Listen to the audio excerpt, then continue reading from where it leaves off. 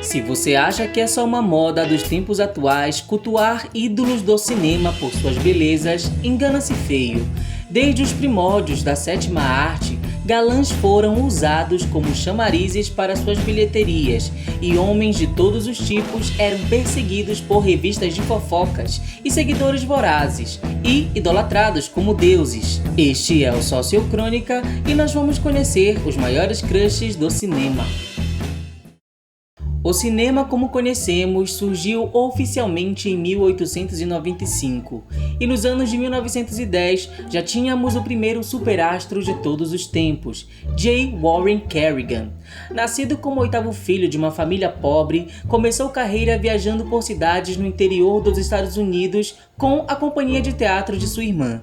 Porém, sua beleza atraente, a altura de 1,83 m, o peito estufado e os modos exagerados atraíram a atenção dos primeiros estúdios de filmes da época. Embora desprezasse a ideia do cinema, logo se tornou uma estrela extremamente popular, ganhando o apelido de Grande Deus Kerrigan. Enquanto seus contemporâneos interpretavam caras maus e brutos, Kerrigan trazia para as telas personagens sensíveis, refinados e um tanto afeminados. Isso porque Kerrigan era homossexual. De 1913 a 1947, quando morreu, morou em sua mansão apenas com sua mãe e o marido James Vincent, e se recusou a casar com qualquer mulher, cultivando a imagem do solteirão da mamãe, algo comum e apreciado naquele tempo, por estimular a curiosidade de fãs mulheres. Em maio de 1917, porém, numa entrevista, ao ser questionado se entraria para a guerra, disse: "Acho que primeiro devem levar a grande massa de homens que não servem para nada."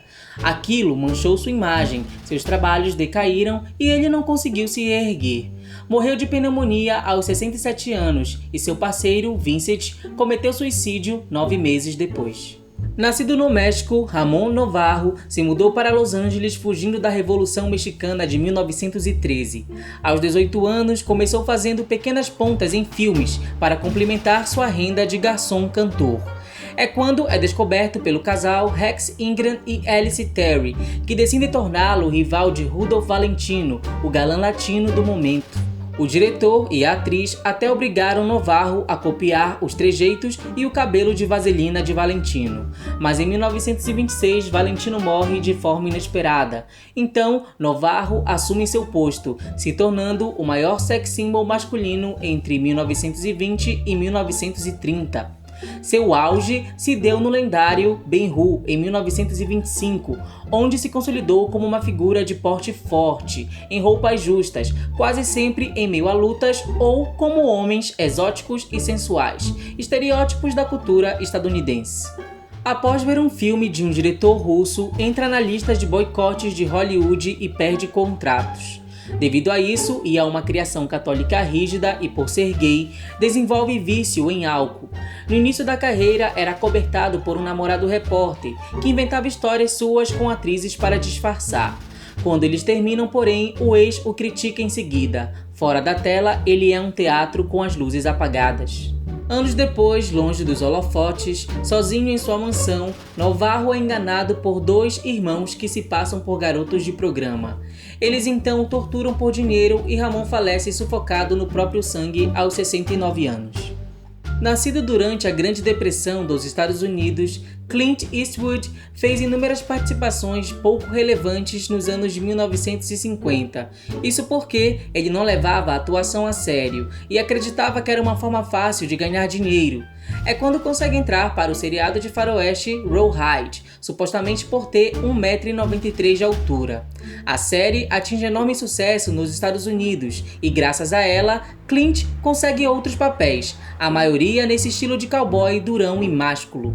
Entre eles, embarca na trilogia do Estranho Sem Nome, do diretor italiano Sergio Leone, onde encarna o anti-herói que redefine a noção dos ícones masculinos da época. Traz de volta a ideia do galã chauvinista, introspectivo e bruto, mas protetor e conservador, e se torna um dos maiores símbolos da década.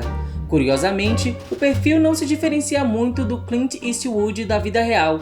O ator teve várias mulheres, quase todas numa espécie de relacionamento aberto, fez um filho aos 67 anos e não diz o número exato de seus descendentes. A única diferença reside no fato de que ele não acredita em Deus, mas pratica meditação há 50 anos. Já na Europa, o padrão era influenciado pelo maior ícone francês dos anos 60, Alain Delon. Após uma juventude rebelde, ele faz amizade com atores e participa do Festival de Cannes de 1957, onde atrai a atenção de um produtor americano. Logo, consegue participações em filmes italianos de sucesso, entre eles O Sol por Testemunha, que o ergue como o homem mais sedutor do cinema. Na maioria das vezes, interpretava bandidos ou anti-heróis, mas com maior leveza e expressividade em suas atuações, criando uma masculinidade menos rude que a dos estadunidenses, o que o tornou um tremendo sucesso até no Japão. Em 1962, engata um breve romance com Norma Bengel, uma das maiores musas do cinema brasileiro. Porém, certa noite, invade bêbado o quarto de Norma e a abusa selvagemente. 6 meses depois, se envolve em nova polêmica, quando seu guarda-costas é encontrado morto numa lixeira. Uma carta deixada por ele dizia: "Se eu morrer, a culpa é 100% de Alain Delon." A investigação descobriu então que Delon e o amigo estavam envolvidos em orgias secretas com membros do governo. Numa entrevista de 1969 à BBC, indagado sobre isso e gostos homossexuais, Delon respondeu: "Então o que há de errado se eu tiver? Eu seria culpado de alguma coisa? Se eu gostar, vou fazer. O que importa é amar." Curiosamente, em 2013, disse ser contra a adoção de crianças por homossexuais. E em novembro de 2020, completou 85 anos. Polêmicos, contraditórios e ousados, eles foram considerados os homens mais lindos de seu século e moldaram os próprios conceitos de masculinidade da época, apenas imprimindo um pouco de suas personalidades, sendo, portanto, lembrados hoje como os primeiros galãs da história.